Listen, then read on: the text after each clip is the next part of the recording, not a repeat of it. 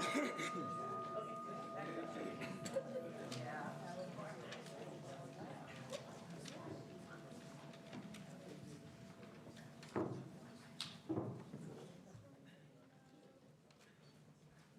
morning. My name is Molly Helmers, and I serve on your board of directors. Welcome to everyone this morning, those of you who are gathered here on site and everyone online.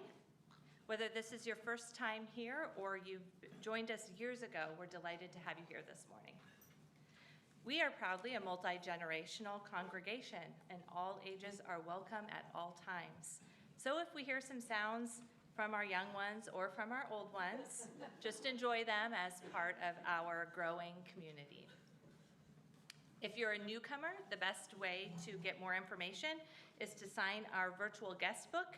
There is a QR code on your bulletin, or you can stop out at the membership welcome table in the fireside room and sign in there. Online folks, please plan to join our Zoom coffee hour after the service. You will get a link in the chat as the service comes to a close. And for those of you on site, we will have conversation after the service, and be sure to come back next week before the service for our interlude, which is 9:30 to 10:30, and that's when we have coffee and refreshments beforehand. We have no announcements today. Thank you for joining us this morning.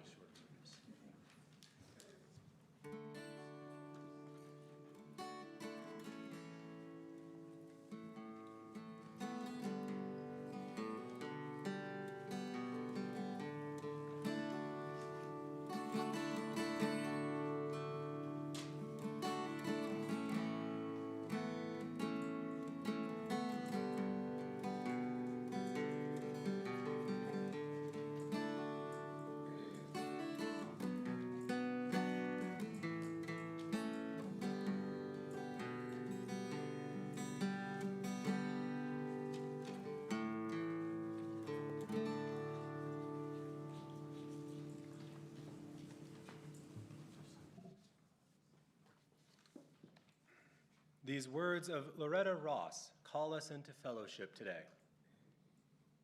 When people think the same idea and move in the same direction, that's a cult.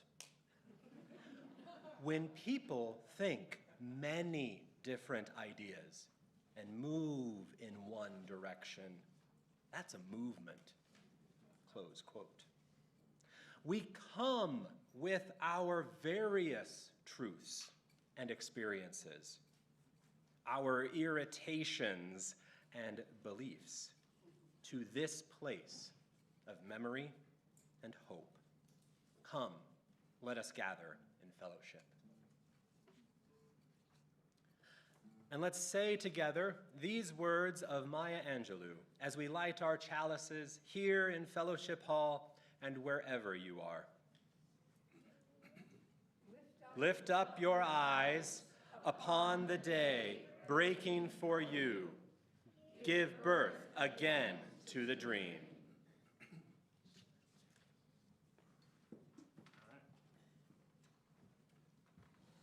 So we get a good old-fashioned guitar-led sing-along this week instead of piano.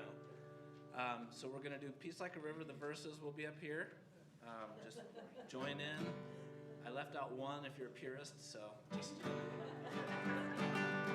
Yeah, please stand up. This is just our hymn, except guitar instead of piano. Ready?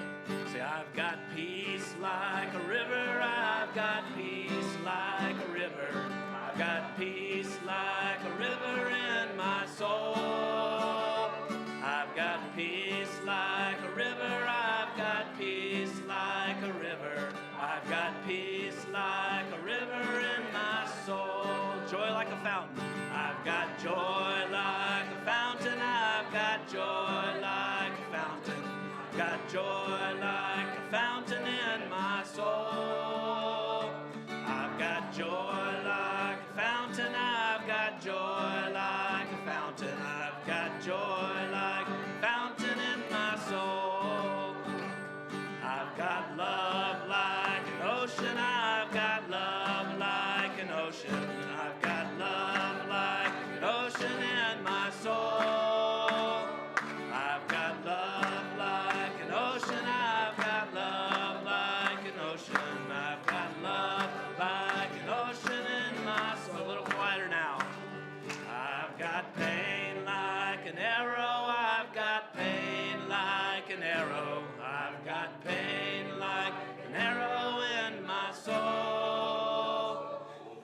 got pain like an arrow. I've got pain like an arrow. I've got pain like an arrow in my soul.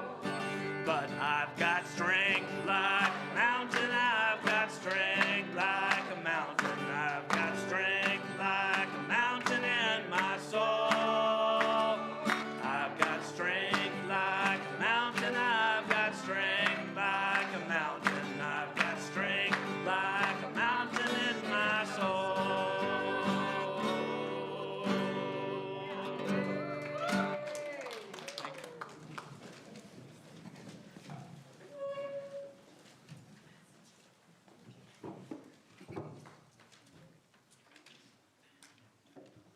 Our story this morning is called The Flag for Juneteenth, and it's by Kim Taylor. And I chose this story and went and picked it up on Thursday evening. I turned on PBS and there was a show called Ride to Emancipation about 3 Black cyclists who travel from the capital of Texas, Austin, 350 miles to Galveston. And they stop along the way and visit a lot of historical Black cultural sites. Half-hour-long show, free on PBS right now. Highly recommend it. Yeah. And so today we're going to read about a flag for Juneteenth. The smell of nutmeg and vanilla floated through our cabin and landed as a smile on my face. Tea cakes smell so good while they're baking, I can taste them before I take the first bite. Tomorrow is June 19th, 1865, my 10th birthday. Mama said that I am practically a grown-up. Huldah, go to bed now. You have a big day tomorrow. I thought I was dreaming when I heard the loud clippity-clop of heavy horses' hooves. Mama and Papa sat up, rubbing their tired eyes. Worried faces peeked out from behind cabin doors and windows. Dusty soldiers crowded into the little corner of the Texas plantation where we lived. A man with a beard jumped down from his horse and held a paper up high for all to see, and with a booming voice he read, "The people of Texas are informed that, in accordance with a proclamation from the President of the United States, all slaves are free." I held my breath. No one said a word. Then cheers, louder than the loudest thunder. The angry plantation owners followed the soldiers as they rode away, shouting questions at their backs. We didn't know it, but President Abraham Lincoln had signed the Emancipation Proclamation more than 2 years earlier. Enslaved people had been free since then, but the plantation owners had chosen not to tell us. I squeezed through the crowd, listening as people prayed, sang, and cried quiet tears of joy. The noise woke baby Eve, who made her own loud fuss. I opened my cabin door with a hand that looked new to me. I hugged my sweet baby sister, while songs of freedom filled the air outside. Baby Eve blinked in the bright sunshine. A group of excited women made plans as they sewed freedom flags. Eve and I watched as their hands made quick, perfect stitches. Many looked like the patchwork quilts that kept us warm at night. Jacob Menard, the oldest man on the plantation, hobbled to the center of the square, and he held his walking stick high in the air. Today is a jubilee, a day to celebrate our freedom.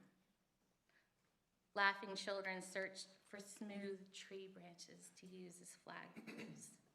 Find a stick, not too thin, not too thick. Make a flag for all to see. Make a flag for Jubilee. Papa and the other men carved the branches with beautiful designs. Papa, what does that mean? I asked, pointing. His finger made an outline of the carved out space. The symbol is called Fawahodi.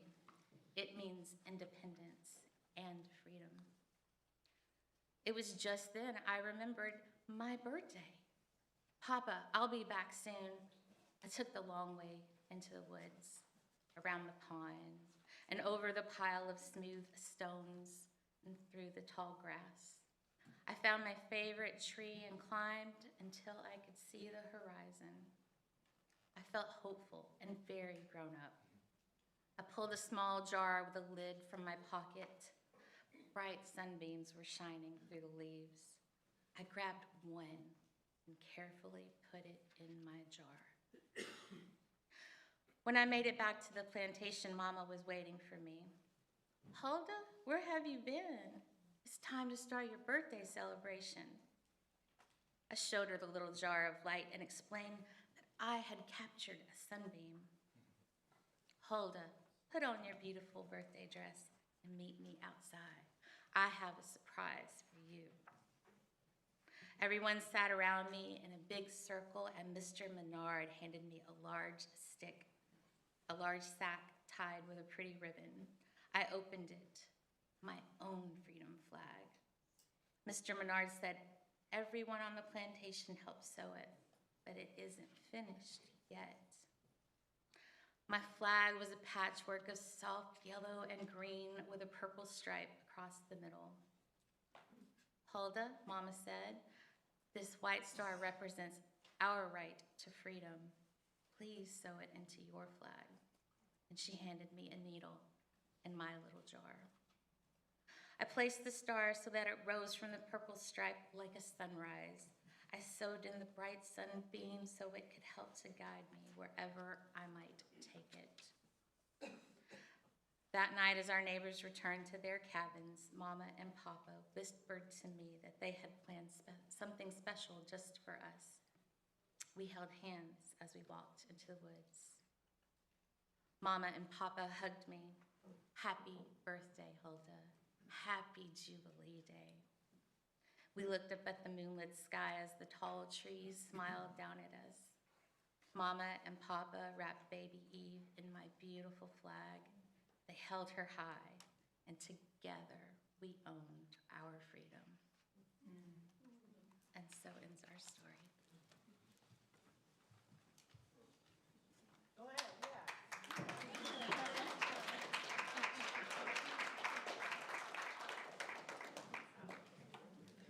Dana reminded me that we had read that story last year on Juneteenth, and could we read it again? And I said, yes, yes, yes. Let's read things again. Let's return to them and see how we hear them anew. One thing we do every week in this congregation when we gather is that we take a collection and we give half of it away. Half of our non-pledge offering goes out the door to organizations in the city or the state or the country that align with our values, where we amplify our values out in the world. And the other half of it, of course, stays here in our fellowship to create this congregation that is vibrant and growing and exciting. This month, all of February, we are giving half of our offering to the United Theological Seminary of the Twin Cities, my alma mater. It's an ecumenical seminary, and the largest student group for many years are the Unitarian Universalists. United Theological Seminary of the Twin Cities educates Unitarian Universalist ministers for service in congregations, in hospitals as chaplains, for leaders in nonprofit work. It grounds us, its students and alums, in social justice and an appreciation for the arts. And 3 of your ministers are graduates of United Theological Seminary of the Twin Cities, Reverend Brian, Reverend AJ, and myself. So I am proud and delighted to invite your contributions to a Unitarian Universalist student scholarship. Your money will go to supporting UU students, and this is how we seed our Unitarian Universalist values to the future. And so that's what we're doing today. If we're going to pass the baskets here in Fellowship Hall, you can always give online. And if you're a guest with us, please know that your presence is gift enough. David?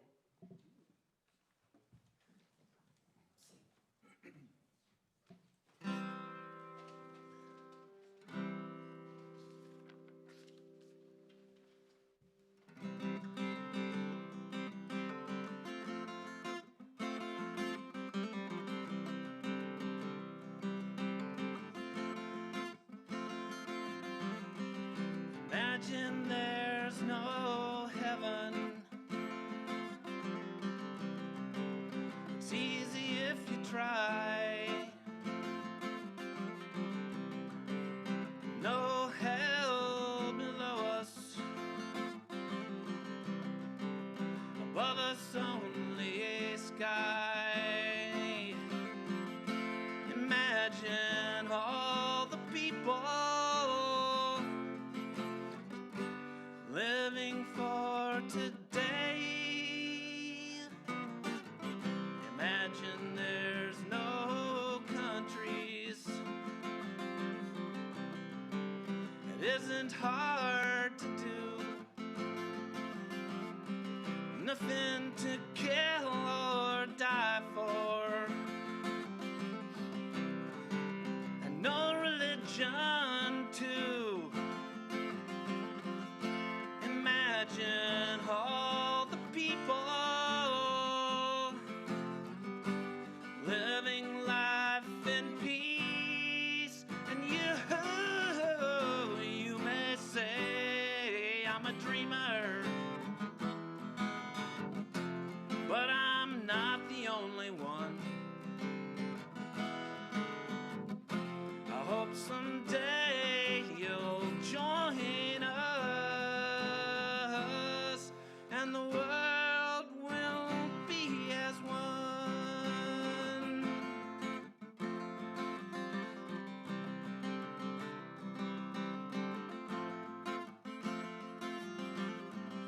Imagine no possessions. I wonder if you can. No need for greed or hunger. A family of man. Imagine all the people sharing all the world, and you might say I'm a dreamer, but I'm not the only one. I hope someday you'll join us, and the world will live as one.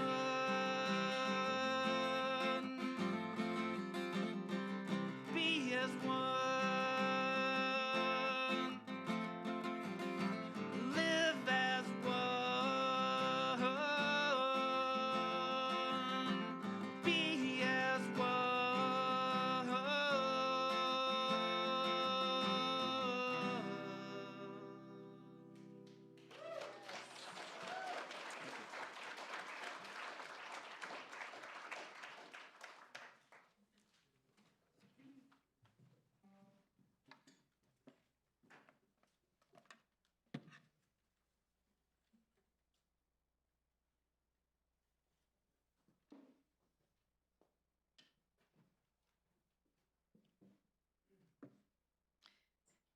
Toni Morrison, in her wonderful book, Beloved, talks about relationship in a powerful way.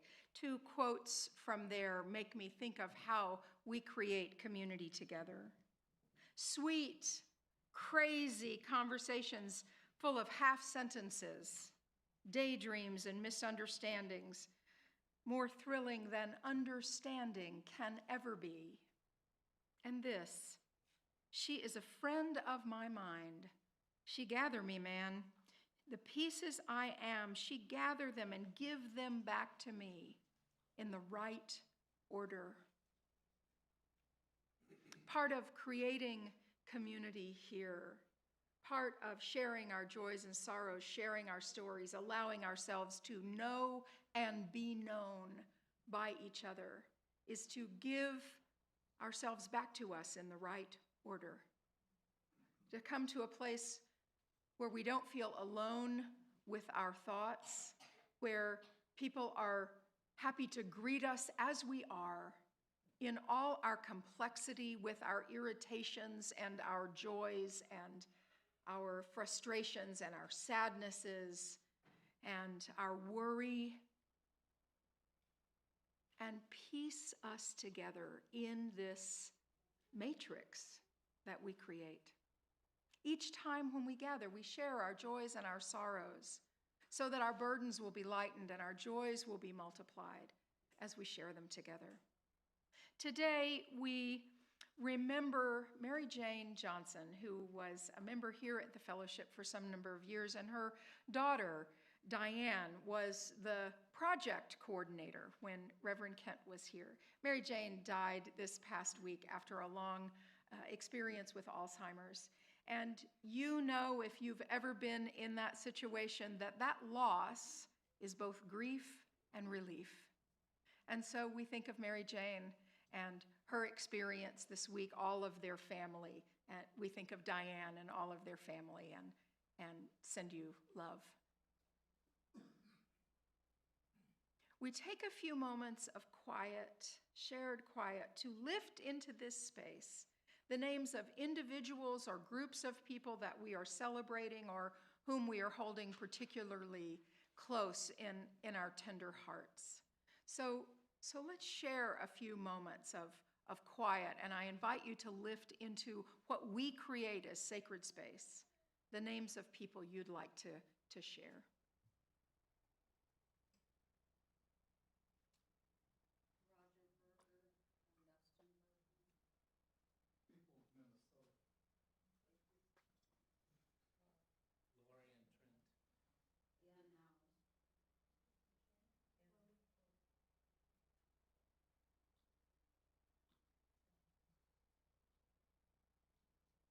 People who are struggling with addiction, who feel unsafe to leave their homes. People in want of food and water and health care and safety all around the world.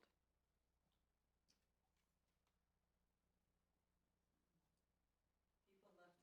to pick up the pieces in Minneapolis. People who have lost their humanity, may they feel again for each other.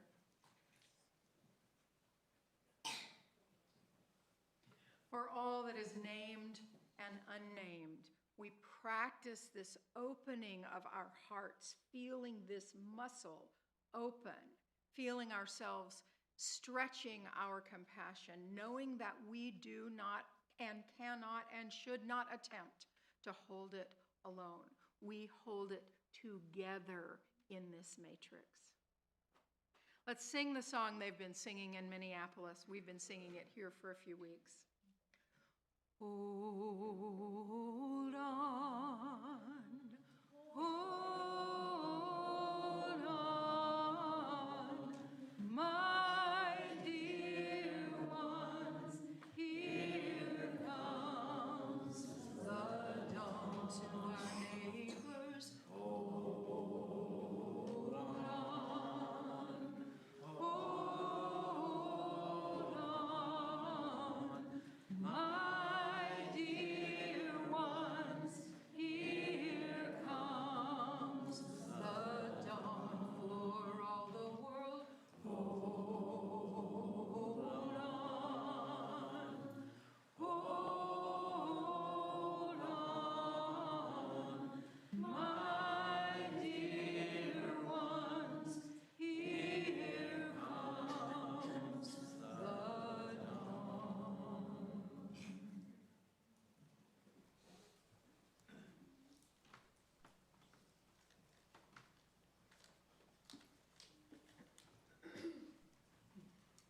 America has always had warring narratives. I mean, a lot of American history is a war of ideas. Right. And you know, I gave a speech, probably the speech that is closest to my heart that I gave throughout my presidency was the speech the March on Selma over the Edmund Pettus Bridge. And you know, I talked about that clash being as important as Gettysburg or Appomattox. You've got on one side John Lewis and a ragtag band of, you know, Pullman porters and maids and clergy and a couple rabbis and college kids, and they're marching from one side, and on the other side you've got, you know, folks with billy clubs on horseback and fire hoses and dogs and all that. And what John Lewis represented was the narrative that says we the people means just what it says. That we hold these truths to be self-evident, that all men are created equal. And on the other side was the fact of slavery and conquest and hierarchy and domination, and if you didn't have property, you didn't vote, and women weren't involved, and that was always part of America too. Right. And the question has always been, can we pull off this experiment in which people are showing up from all over the place? They're not tied together by blood. They don't necessarily worship God in the same way or worship God at all. They speak different languages. They have all these weird foods. They show up with these odd customs, and some of them were dragged here in chains, and some of them had their land taken from them and their culture destroyed. And out of all that, can we create a shared creed, Right, that allows us to live peacefully together and get stuff done? And on the other side, there has always been the idea that no, we the people means something very particular. yeah, It's some of us are equal. There's always been this fight over what is the true story of America, and I believe deeply in this story that, yeah, if we can pull this off, if we can actually treat everybody with decency and respect and compromise and make democracy work, it shines a light for the entire world. right.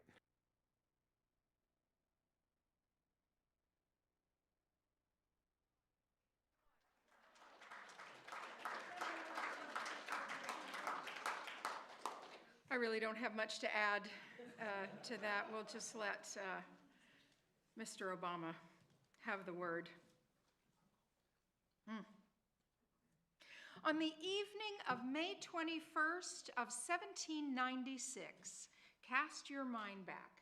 The evening in May, a spring evening in 1796, a young 21-year-old woman named Ona Judge, Ona Judge, made the daring decision to free herself.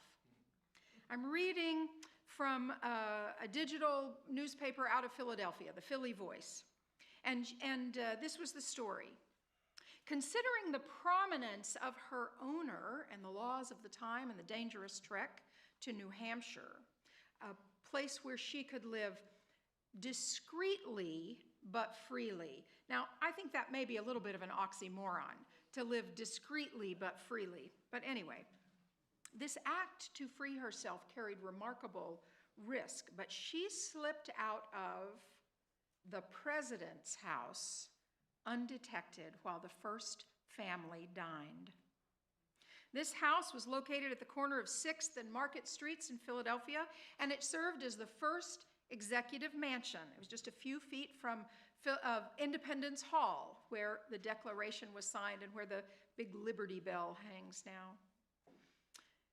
Later, Miss Judge described her narrow escape to an abolitionist newspaper. She said, "I had friends among the colored people of Philadelphia and had my things carried there beforehand." She'd made a plan and left Washington's house while they were eating dinner. Can you imagine the bravery it took? When George Washington was elected president, he reluctantly left behind his plantation at Mount Vernon to serve in Philadelphia, which was the temporary seat of the nation's capital. And as he was setting up household, he brought along 9 enslaved people, his property, including Miss Ona Judge. As the president grew accustomed to the northern ways, there was one change that he really couldn't abide. Pennsylvania law required that enslaved people be set free after 6 months of residency in the state. If it was a free state, if you were there for 6 months, you had to be set free. Well, rather than comply, George Washington decided to circumvent the law. Every 6 months, he sent his enslaved people, his property, back down to the South, just as the clock was about to expire. Now that's some diabolical, isn't it? Yeah. One of those enslaved people was Ona Judge, and she served as a chambermaid to Martha Washington. On the eve of one of these transfers, as the party was about to go back down to Virginia, Martha Washington was going to bequeath Miss Judge to her granddaughter who was getting married. Martha Washington's granddaughter was getting married. And this is how property, human beings as property, changed hands, right? I give you that painting. I give you that piece of furniture. I give you that human being. Shocking to us and our sensibilities, and not surprising.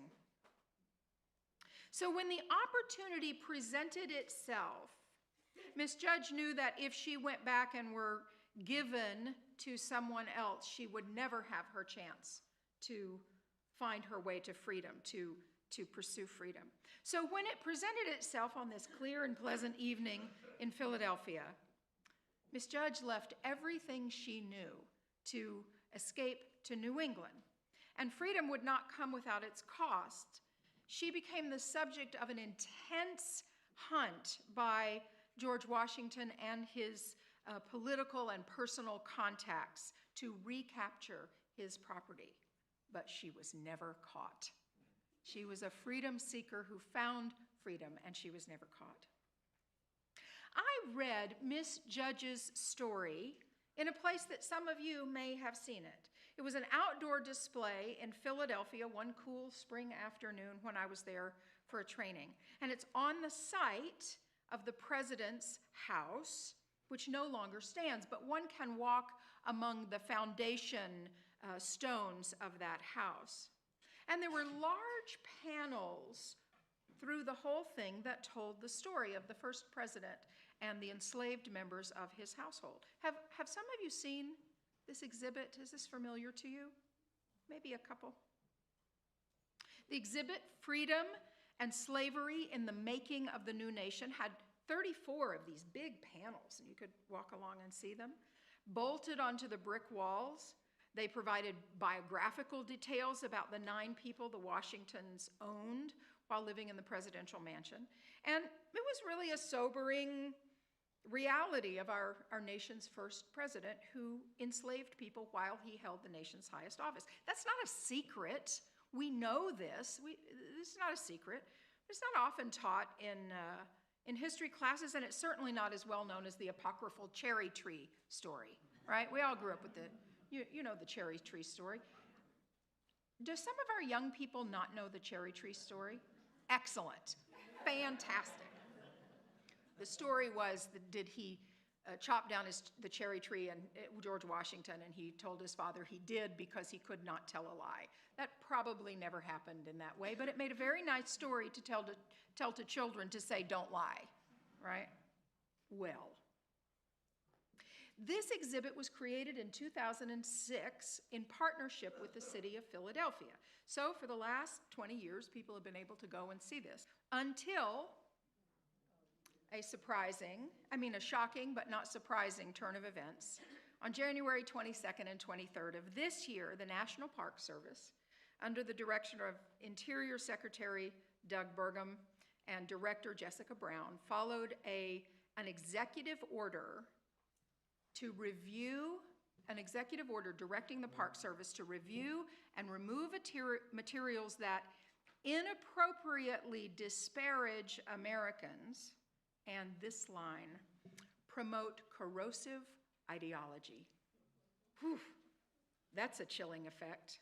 The city of Philadelphia has filed a federal lawsuit, and a judge has ordered that the government protect those panels and restore any damage that they did when they were removing them as the case is being decided.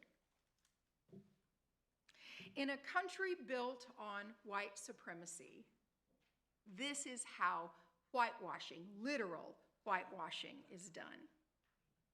Right? Someone decides what history we read on behalf of our government, says what they get to say. And so we, the people, have some say in that. We could post anything we wanted here. We make our own decisions here at the fellowship. We could post any art or whatever that we want to, but the government has said in March of 25, you can't have anything that disparages, inappropriately disparages Americans, by which it is understood to mean white Americans. This is not new. In 1926, 100 years ago this month, African-American Carter G. Woodson, who was himself the son of enslaved parents, created Negro History Week in February to honor the legacies of Black Americans, to tell stories that were not being told. He was a reader, he was a student of history, and he said, where are the stories of my people? They weren't there. He chose February because Black Americans were accustomed to celebrating two birthdays in February, Abraham Lincoln on February 12th and Frederick Douglass on February 14th. So like a good historian, he used the traditions that were already in play to create Negro History Week. By the late 60s, young Blacks on college campuses were becoming increasingly conscious of links to Africa, and Black History Month replaced Negro History Week at a quickening pace.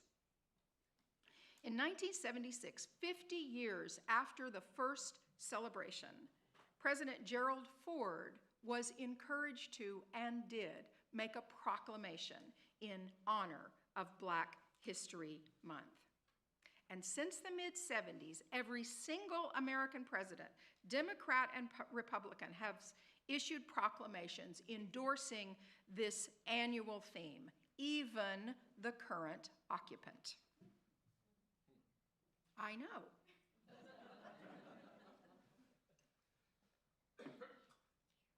In so many ways, our national moment is precarious, with rising fascism and authoritarianism. And according to the Keene College Holocaust Center, one of the key tenets of fascism is white replacement theory. Are you familiar with this phrase, white replacement theory? It's used to show the democratic ideals, used to show that the democratic ideals of freedom and equality are a threat, and to oppose any initiative that is racially, ethnically, or religiously harmonious. So what Mr. Obama was saying about the warring narratives of this country, one is that we the people means exactly what it says, we the people. And the other is that we the people means only a select group of people, right? That freedom and equality are a threat. And indeed, they are a threat to authoritarianism. So in these warring factions, we see it now as particularly precarious and onerous. And in fact, it's always been with us. So these ideas have been with us from the past for a long time. They're not a surprise to us.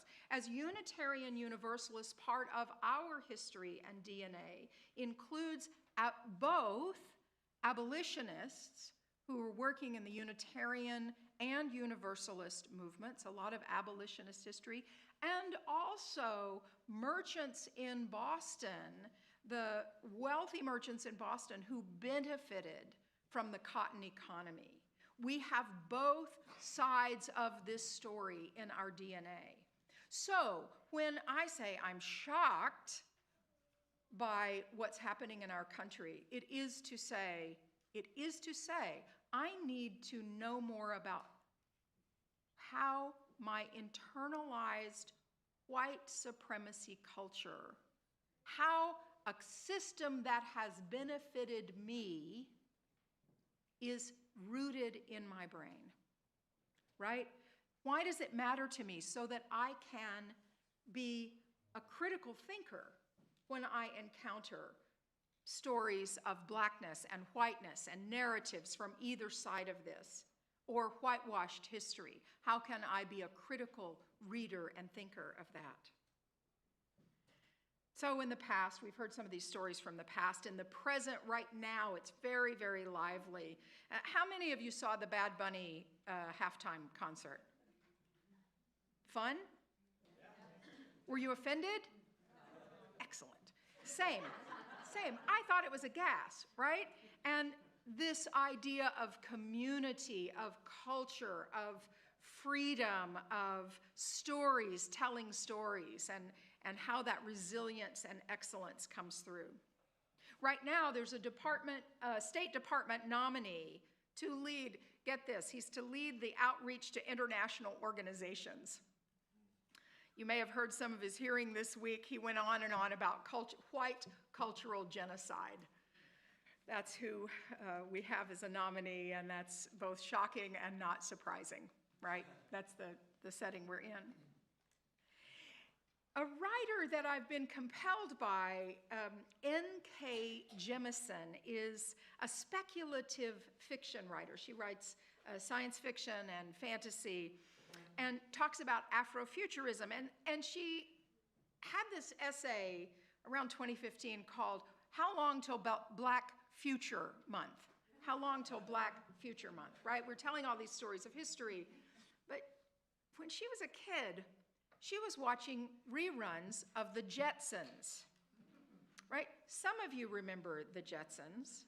Some of you are way too young to know anything about the Jetsons. The Jetsons was this futuristic cartoon show that was produced by Hanna-Barbera in the 1962-63 television season. I was born in 62, so I grew up on reruns of the Jetsons. There are no black folks in the Jetsons. And you know, that show, that was not so different than the other shows that aired that season, the Beverly Hillbillies and I Love Lucy and Gunsmoke and Perry Mason and Bonanza. But even in the future, no black folks, only white faces, no brown-skinned faces in the future. It made Miss Jemisin wonder if only white people would populate the future. And even now, that 11 years since she wrote the essay, speculative fiction, science fiction, and fantasy, to a lesser extent maybe horror, has brown and black-skinned people are woefully underrepresented. What she says is, it seemed to be fine with the white readers. Nobody was demanding something different. And in that way, she implicates readers who may not have recognized what was missing, that something was missing, and what it was that was missing. Right now, I'm watching my binge watch right now is just absolutely the most innocuous show you've ever seen. It's called Sweet Magnolias, and it's on Netflix. In Serenity, South Carolina, where the accents are very, very mixed. And white folks and black folks live side by side. There is apparently no poverty whatsoever, nor was there ever any racial animus in this lovely town. It's the story of three good friends, one African-American woman and two white women, and the stories of their children and their friends, and the church that they all go to, very Christian church, with a black woman pastor Thank you. That doesn't cause any problems for anybody. It is just sweet as can be. Sometimes after washing it, my teeth hurt. It's so sweet. I don't really recommend it. But it's a good show to watch after a day of the heaviness of the world. I could just sit and knit and have one ear halfway on it, you know. But if I don't recognize that this is whitewashed history, that this is some fantasy of how the world is, without having come through some racial animus, what has happened over the years in South Carolina, that people are different, that they don't magically reach this kind of community. It's really a story about community that pretends to love each other but maybe doesn't have any warts. And to me, that's not how we are. That's not who we are. I do not love you because you have no warts. And you've told me about some of your warts. We don't love each other because we are perfect and have nothing to rub against. That would be easy and cheap. I guess that's what it feels like. It feels like cheap grace, right? It's fine, it's fine. But if I don't watch that with a critical eye, it's no different than watching Bonanza and believing that that was the history of how indigenous Americans interacted with landowners in the American West. That watching the Jetsons is how the future will be. It's made up, right? And we can make up stories, but my own work, our own work, to navigate where white supremacy lives in my head is the critical piece of it. Then we can watch what we watch. We can listen to what we listen to. And we can watch with a curious and open heart, Bad Bunny, or watch a hearing, a congressional hearing, and be able to have some critical thinking about it.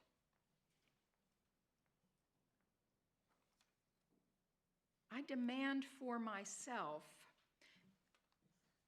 Frederick Douglass said that power concedes nothing without a demand. That's true in our world and true in my own heart. I need to demand for myself better representation so that I can hear full stories. And that's what Carter Woodson was doing when he created Black History Month, to bring those narratives, the other side of the narratives of we the people, into the public eye. So when I say I don't recognize my country or that fascism is something new, I'm ignoring the fact that it has always been here. It may be shocking now, but not surprising. And the more we can say, but this is who we are, there is a different narrative, and not give up in advance, and allow Black excellence and Black history to help lead the way for us, the more we can be about the work of demanding better from ourselves, from our neighbors, from our government, and from the world. Let us be about the work. David, will you lead us in singing Lean on Me and tell us what you want us to do?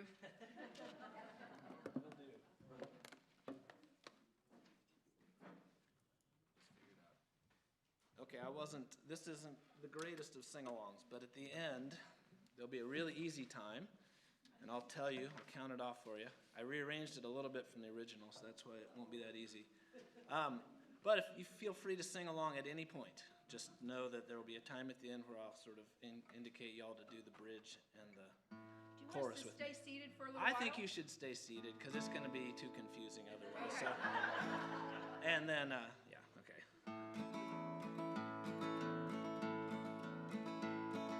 Sometimes in our lives, we all have pain, we all have sorrow, but if we are wise, we know that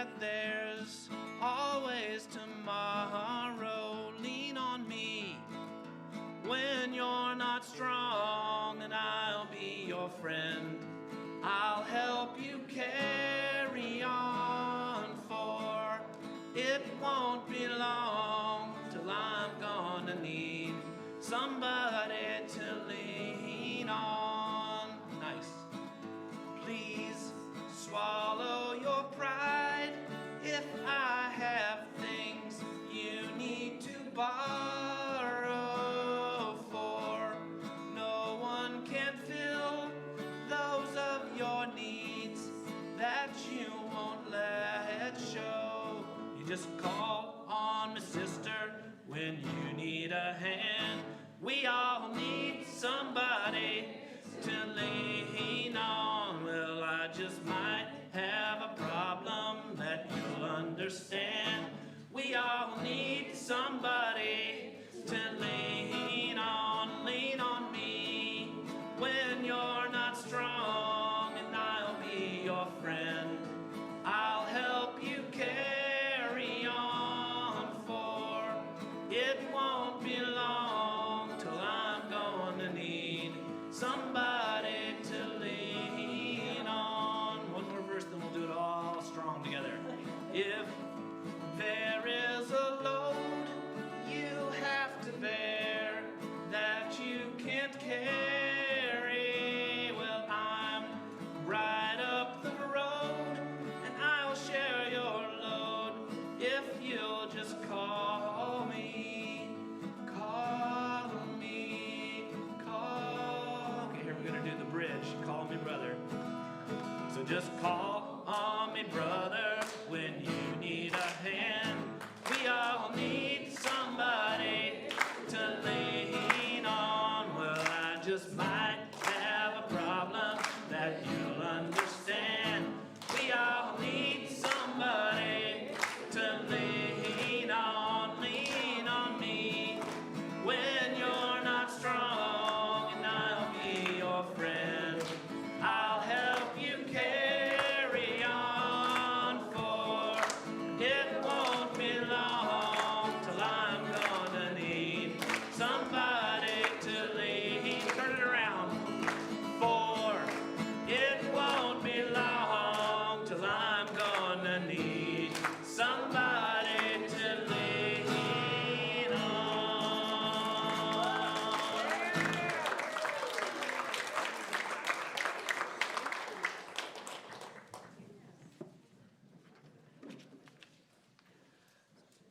So let us extinguish all of our chalices here and those with our friends online by saying together, we extinguish this flame, but not the light of truth, the warmth of community, or the fire of commitment. These we carry in our hearts until we are together again. Oh, as always, we end with gratitude. We end our service with gratitude. David Slade, thank you so much. That was a fun way to do things today. For our facilitators, Sarah Carlson and Ben Willeen, our tech team, Sam Ossie and Titus Klingy, and I think Derek Weirs is back there. Glad to have you back at the tech booth. For all of the people who helped make today happen, I want to say Amanda, our director of, our coordinator for all of our greeters and so on, Amanda McIntosh, thank you so much for helping our hospitality teams. The greeters and ushers and coffee servers and treat bringers and cleanup folks, we're so glad that so many people helped make this happen. And our online community, we see you. We're very glad to have you with us as well. I may have missed somebody. We're so glad that everyone is here, and including our guests. Oh, dear friends who are here today. Howard Thurman said, "Keep fresh before me the moments of my high resolve. As we go forth from here today into a hurting world, may you be blessed and may you be a blessing." David, play us out as we go in peace.